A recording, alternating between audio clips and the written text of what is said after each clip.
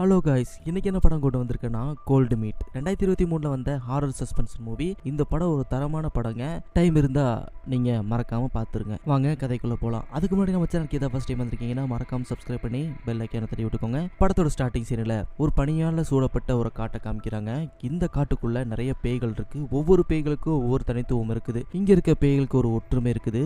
இங்க வர நல்ல மனுஷங்களை இந்த பேய்கள் எதுவுமே பண்ணாது. தீயவர்கள் ஏதாவது இந்த காட்டுக்குள்ள வந்தாங்கன்னா அவங்கள வேட்டையாடிருமாமா.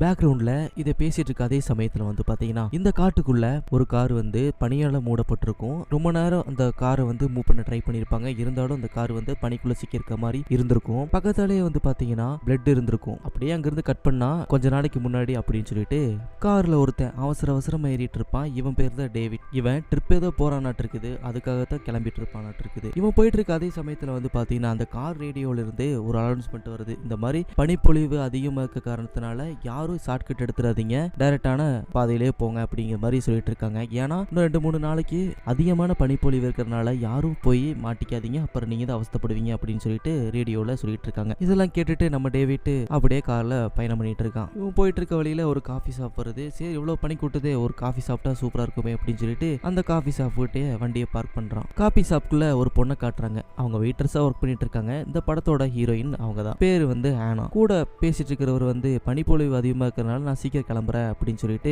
அங்கிருந்து சீக்கிரமாவே அவர் கிளம்பிடுறாரு. அப்பதான் நம்ம ஹீரோயினோட மொபைலை பாக்குறாங்க.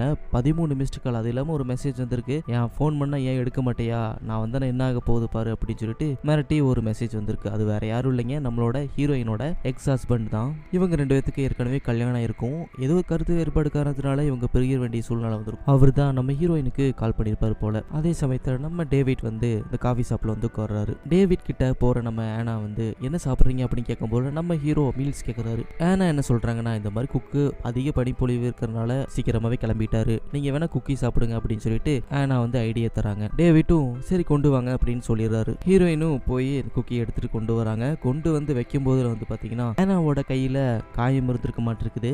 டேவிட் பாத்துருவாருன்னு சொல்லிட்டு மறைக்க பார்ப்பாங்க. காயத்தை மறைச்ச நம்ம ஹீரோயினுக்கு அதிகமா பயம் வருது. என்னடான்னு பார்த்தா கடைக்கு வெளியே ஒரு கார் வந்து நிக்குது. அந்த கார்ல இருக்கிறது வேற யாரும் இல்லைங்க, நம்ம ஹீரோயினோட எக்ஸ் ஹஸ்பண்ட் தான். காரை விட்டு வேகமா கடை நோக்கி வரதை பார்த்துட்டு நம்ம ஹீரோயின் வந்து முன்னாடியே போய் அவனை தடுத்துடலாம் அப்படின்னு சொல்லிட்டு முயற்சி பண்றாங்க. இருந்தாலும் அவன் கடைக்குள்ளேயே வந்துடுறான். வந்தவன் என்ன போன் பண்ண எடுக்க மாட்டியா, அவ்வளவு பயம் விட்டு போயிடுச்சு அவனுக்கு, என்னோட பொண்ணையும் நீ பார்க்க விட மாட்டேங்கிற அப்படின்னு சொல்லிட்டு கடுமையா நம்ம ஹீரோயினை பார்த்து கத்திட்டு இருக்கான். அப்பதான் நமக்கு ஹீரோயினுக்கு ஒரு சின்ன குழந்தை இருக்குதுன்னு தெரிய வருது. ஆக்சுவலா எக்ஸ் ஹஸ்பண்டுக்கு வந்து அவங்க குழந்தைய பார்க்கணும் அப்படிங்கிறது ரொம்ப நாள் ஆசை. கோர்ட் ரூல் படி இந்த மாதிரி அடிக்கடி